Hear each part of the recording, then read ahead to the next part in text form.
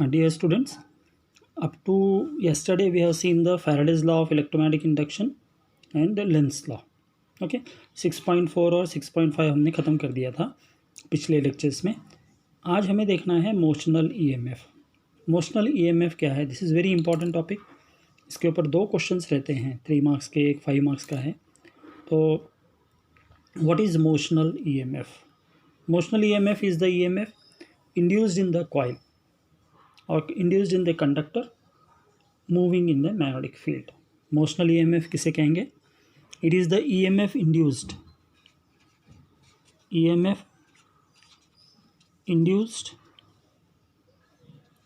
in a conductor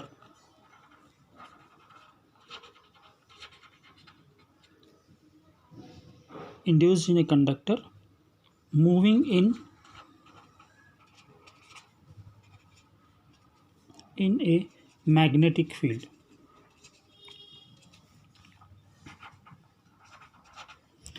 Scientists have found out that when the conductor is allowed to move in a magnetic field, there will be a EMF induced. So इसका explanation ये है कि conductor को उन्होंने क्या किया, external magnetic field में move किया. So what they found out that when the conductor is moving in an external magnetic field, a potential difference is set up across the ends of the conductor. Conductor के end में एक potential difference setup हो जाता है and this potential difference is called as EMF. This potential difference is called as what? EMF, जिसको हम electromotive force कहते हैं. This EMF we have to understand now. Okay, तो इसके लिए उन्होंने क्या किया, एक डेरिवेशन है. The derivation is derive the expression for EMF induced across the ends of a conductor moving in A perpendicular magnetic field. So for this what they did, they have taken the magnetic field. What is this type of magnetic field?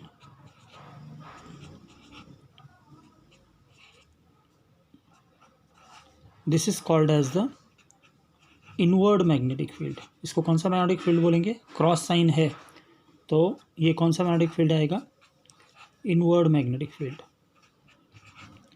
So cross sign indicates that there is an inward magnetic field. Now in this inward magnetic field, we are considering a conductor. Rectangular coil consider करना है. इस rectangular coil में suppose we are considering a rectangular coil like this. Okay, तो consider कैसे किए हैं? This is a rectangular coil P Q R S. इसका जो लेंथ है वो यहाँ से लेके यहाँ तक x है. Length is what? x. Since length is x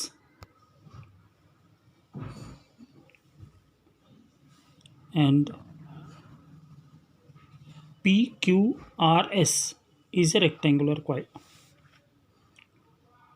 जिसका लेंथ x है और ब्रेड्थ जो है यहाँ से यहाँ तक ये कितना है? L है. ओके, समझ लो कि it is an external magnetic field. This external magnetic field is moving inward. Inward दिखाने के लिए हमको मालूम है कि inward is shown by cross sign. ये पूरा इनवर्ड मैग्नेटिक फील्ड है और इस मैग्नेटिक फील्ड में रेक्टेंगुलर कॉइल ले लिया है PQRS. कॉपर का वायर है, कंडक्टर है. PQ इस तरह से लिया है कि PQ फिक्स्ड नहीं है, वो आगे पीछे रोटेट हो सकता है. इसको हम रोटेट कर सकते हैं विथ वेलोसिटी v. ओके, सो इन्होंने क्या किया, इधर इस एंड पे गैल्वामीटर लगा दिया, PQRS रेक्टेंगुलर कॉइल ले लिया, copper coil. PQ is made in such A way that it is can move inward and outward. इसको खुला रखा है, फिक्स नहीं किया है, जो कि ये कॉइल अंदर भी जा सकता है, बाहर भी आ सकता है, उसको मूव कर सकते हैं। क्या किया, सिंपल समझ में आ गया। एक मैग्नेटिक फील्ड ले लिया, इस मैग्नेटिक फील्ड को एक्सटर्नल मैग्नेटिक फील्ड कहते हैं। ओके, सेटअप कर लिया इनवर्ड मैग्नेटिक फील्ड, और इस इनवर्ड मैग्नेटिक फील्ड में इन्होंने क्या किया, एक कॉपर कॉइल ले लिया रेक्टेंगुलर, PQRS। और PQ जो है, this PQ can move inward and outward, इसको हम मूव कर सकते हैं इसलिए। इसका वेलोसिटी इज v। यहाँ से लेके यहाँ तक का कॉपर, ये जो रेक्टेंगुलर कॉइल है उसका लेंथ कितना है, x है, ब्रेड्थ कितना है, l है, और इधर गैल्वेनोमीटर लगा दिया। अभी इन्होंने क्या किया, इस PQ को फास्टली मूव करना शुरू किया।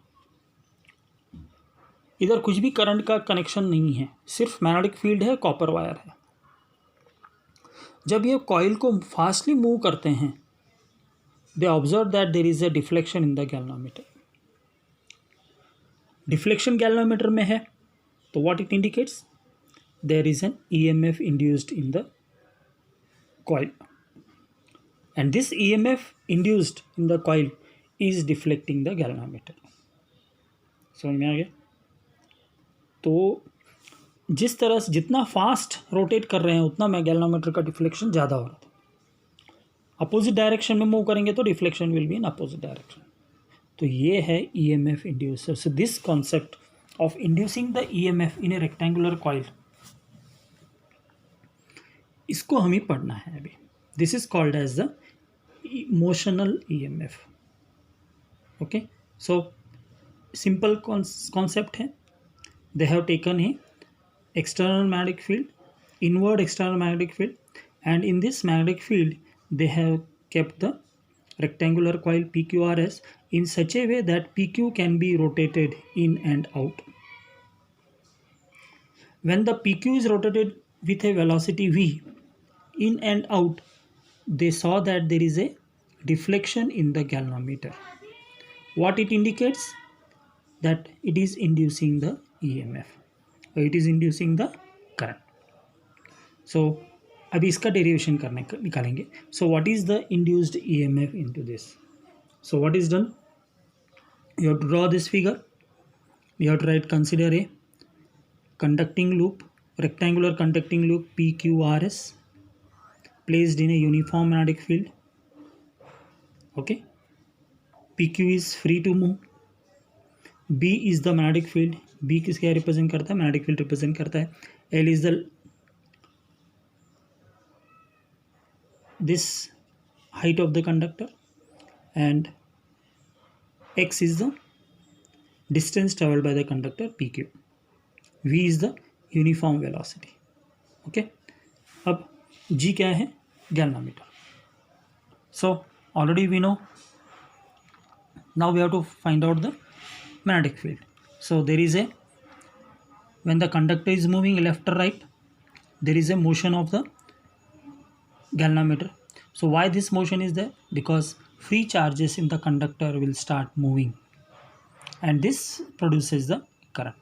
इलेक्ट्रिकल चार्जेस है जो प्रेजेंट रहते हैं कंडक्टर के अंदर, because of the magnetic field motion magnetic flux generate हुआ। तो मैग्नेटिक फ्लक्स जनरेट हुआ, so it is divided by phi. So phi जो जनरेट होगा वो किसके ऊपर डिपेंड करेगा, B into area of loop, B into area of the loop PQRS। तो area of the loop PQRS क्या है, length into breadth. Length is what, X, breadth is L। तो फाई इज इक्वल टू क्या आ जाएगा अपने पास, B into X into L। इसको दे दिया equation number 1। Okay, we know from Faraday's law, what we know, EMF induced is equal to d phi by dt. Faraday's law क्या बोलता है, EMF induced is equal to d phi by dt. Already we have calculated the value of phi. We will give this as what equation 2. So substituting the value of phi in this equation 2. तो जब हम equation 2 में value substitute करते हैं तो क्या होता है, what we get, we will get phi is equal to d by dt. phi का वैल्यू कितना है, BLX. Okay, from substituting the value of phi.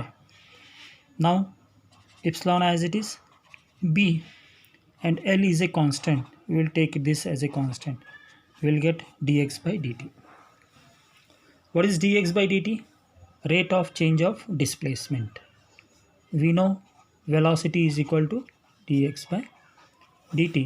So epsilon is equal to BL into V. So EMF induced in the coil is given by magnetic field, length and the velocity. किस velocity से हम इसको move कर रहे हैं उसके ऊपर depend करता है. सो ये डेरिवेशन 3 मार्क्स का है, तो ये कंप्लीट कर लेना है. Okay, so once again will see fastly that we have taken a rectangular coil PQRS. PQ is such a way that PQ can be moved in and out.